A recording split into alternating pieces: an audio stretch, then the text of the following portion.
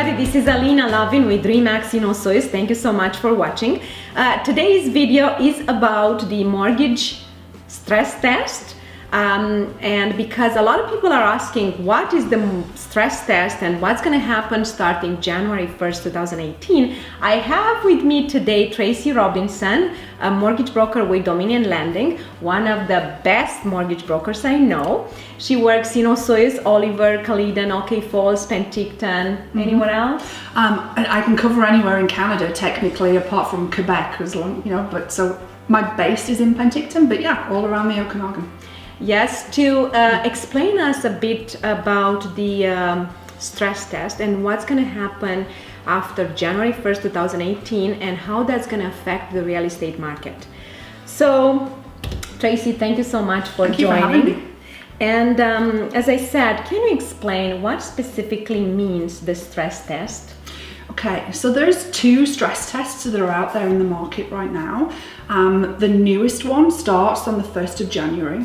And basically what it means is the Bank of Canada and the regulators are going to assess how somebody actually qualifies for a mortgage. So they will look to compare the person's income with certain types of expenditure. Now that might be mortgage payment, property tax, heating allowance, and then any loans, lines of credit, credit cards. There's a ratio between those two. That's called a debt servicing ratio. So what's actually happening with the new stress test from the 1st of January is that anybody that's putting down more than 20% or more is going to look at the mortgage payment as far as the interest rate that they receive, so the contract rate, plus 2%. So basically, let's suppose, for example, the interest rate that a client's going to receive, just a general figure is say 3.5%.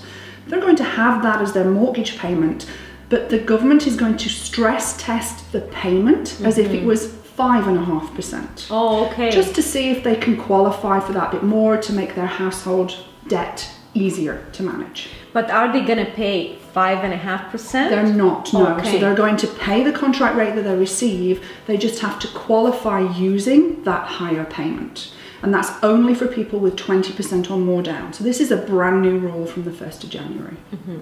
So what is the difference between, is it better to have a 20% or more or 20% or less? Really depends on the individual. The other stress test that we actually have came out about a year ago now in November 2016. So anybody putting down less than 20% again has to qualify at the Bank of Canada's benchmark rate, which is technically now 4.99%. So there's a difference in that person putting down less than 20% will have a default insurance premium. So a lot of people have heard about CMHC. So they'll have a premium added. Mortgage insurance. Absolutely. So they'll have a premium added to their mortgage and they're only going to amortize that mortgage payment over 25 years. So from January, those people putting down 20% or more will actually have a payment then that could be amortized over 30 years, and they're going to save that CMHC fee. So there's no hard and fast rule as to whether or not it's different one way or the other. If somebody has 5%, they have 5%. If somebody is maybe at the 15 to 18% mark, then I'm probably going to sit there and encourage at that point to have that little bit more, whether it's from a gift from a parent, for example, or borrowed money, or just save that bit more so that they can avoid the other costs that are involved at that time. And who do you think is going to be affected by this stress test coming January 1st, 2018 the most? Great question. So basically anybody that's putting down less than 20%, they've been under the new rules for the last year anyway. We're used to that now. It's not going to trouble those people. Those people that are putting down 20% or more, the ones that it's going to affect most are those that were maximizing how much they could actually borrow. So as of today, if somebody was taking an interest rate, for example, of 3.5%, they're going to qualify using that mortgage payment of 3.5%. So they could afford like a $700,000 house. They could afford more at the maximum level. The same thing. What is going to be their maximum after January 1st, 2018? You can typically say that if they are maximizing that ratio from January 1st, that will wipe about 18 to 20% off of their financing availability. So if somebody is maximizing, it is actually quite large, but there's other things that they can actually do at that stage. So we have options to lenders that potentially won't be under the new stress test. We're waiting to find out for certain who won't follow. So the credit unions are not don't necessarily have to follow this stress test, but we're waiting to see if they're going to choose to all follow that anyway. It might be that we have to look at other scenarios. So if somebody's sitting there with maybe $10,000 worth of debt on, say, a line of credit or a credit card, well, actually, maybe if we actually clear that and put that little bit less down, they qualify better just because of how we qualify somebody for financing. And what do you think how do you think that's gonna affect the real estate market? I'm a big believer in, quite honestly, we have such a strong market, certainly in the Okanagan.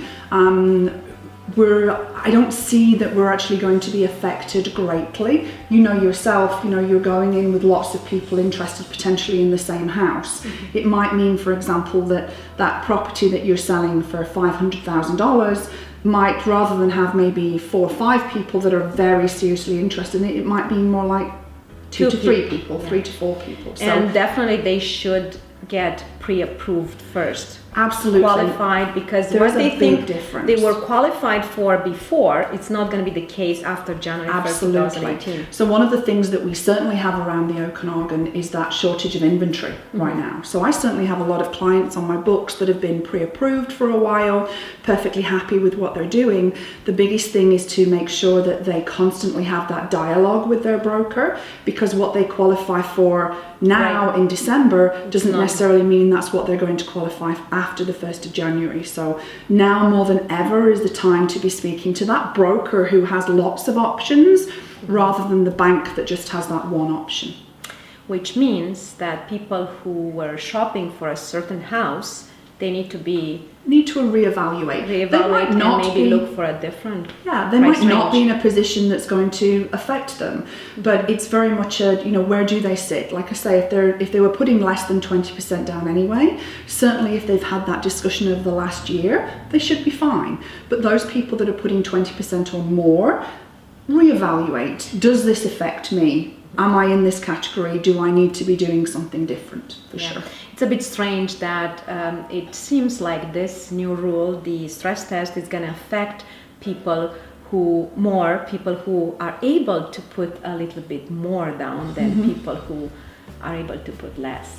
Certainly the stress test that comes out from the 1st of January is targeted at that larger down payment market, but just making sure that they're not overstretching themselves. And it's not, if I actually looked back at all of my clients, maybe there's not that many that have actually maximized what what they were going to spend anyway, so it might not affect people as much as they think it does, but they can't sit on the fence and think that it's not an issue. They do need to look into it for sure. I've been in the market now for 32 years, so I think one thing that people should bear in mind is the press are a wonderful thing. It's very much, interest rates are rising, or there's a new stress test. The sky is not falling down. So I think I've been through a lot of different changes over those years, obviously originally from the UK, but so we shouldn't be that scared. No, talk to your broker. Absolutely. Thank you so much, everybody, for watching. If you have any questions about mortgages and financing,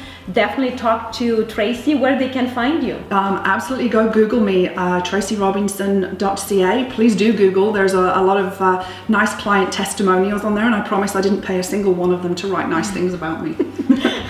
Yeah, and we're gonna put her contact information at the end of this video. And certainly if you have any questions about real estate in Osoyoos or South Okanagan, please call, text, or email me. I would love to hear from you. Thanks again for watching. Thank you. See you soon.